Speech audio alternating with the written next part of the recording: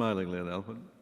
Yeah, I'm smiling because I'm very pleased I found a way to oppose Jean-Michel and to be of a totally different, different opinion. Again, the perception of Africa creates in foreign minds error of perception. Jean-Michel is thinking, as somebody who knows Africa perfectly well, from a foreign point of view.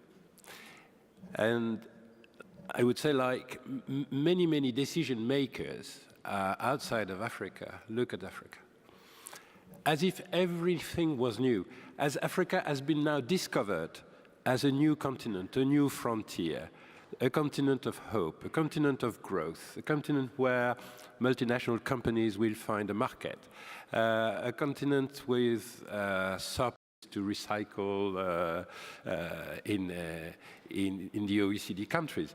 South Africa will probably make a gesture to help Europe in the euro crisis, like the other BRICS, and so on and so forth.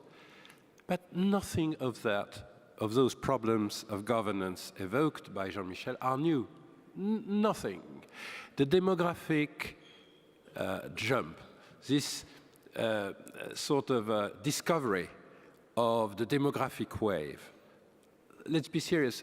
When we became independent in 1960, we were 2 million of us. And we have always been 1% of the population of Africa. In Benin today, we are 10 million. We had to cope with that, feeding, educating, taking care of 10 million and not 2. Today, we are 1% of a 1 billion Africa. We used to be 1% of a 200 million people Africa, which was an empty Africa. When you have 30 million square kilometers on surface, and when you are 200 million, you are in an empty continent. Now we are not full yet. We will be full when my daughter here is my age. But for the time being, we are half empty. But we had to cope with going from 2 to 10. The way we were governed under colonial rule was such that we had very good schools, we had very good hospitals. I mean, the colonization brought us progress, except that we had no children, none of our children, no kids in the schools.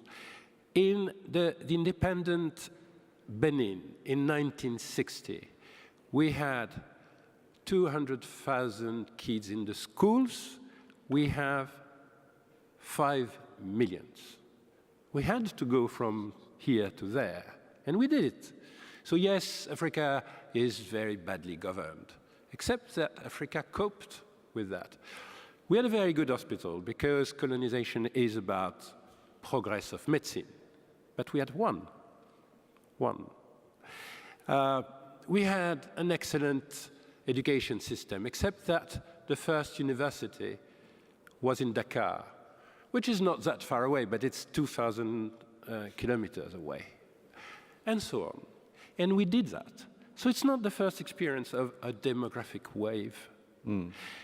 Now we have coped with the wars of independence and found a reasonable balance in our societies. The north of Africa has been devastated by colonial wars, which was less the case of West Africa, for instance. The east of Africa has been devastated. Kenya, which is now a sort of country of hopes, has been left at the independence in the most difficult situation, like Nigeria, rebuilt to be ungovernable, and having been ungovernable. And we fixed that. And if you go now to Nigeria tomorrow morning, you will see Nigeria where not everything is peaceful. Not the north with religion, not the south with oil, wealth, sharing. But you will find a Nigeria where you have elections, where the rule of law has progressed, where, in economic terms, it's organized for growth, and it's in terms of hope for tomorrow's development, a totally new picture. So, Jean-Michel, resolving those problems is what we have done the last 50 years, every year. It's absolutely not new. It's new in the way people look at Africa. But Africa doesn't need this look to just be taught how to resolve the problems. Urbanization, I mean, the fact that, yes, we have to build the cities of tomorrow. Again, Cotonou, 100,000 inhabitants 50 years ago, a very modest 1 million today. But we had to go from 100,000 to 1 million. And yes, when my daughter is my age, Cotonou will probably be 3 million. But, I mean, we have learned a bit from going, and we have learned all the mistakes from going from 100,000 to 1 million. We're starting to run short on time.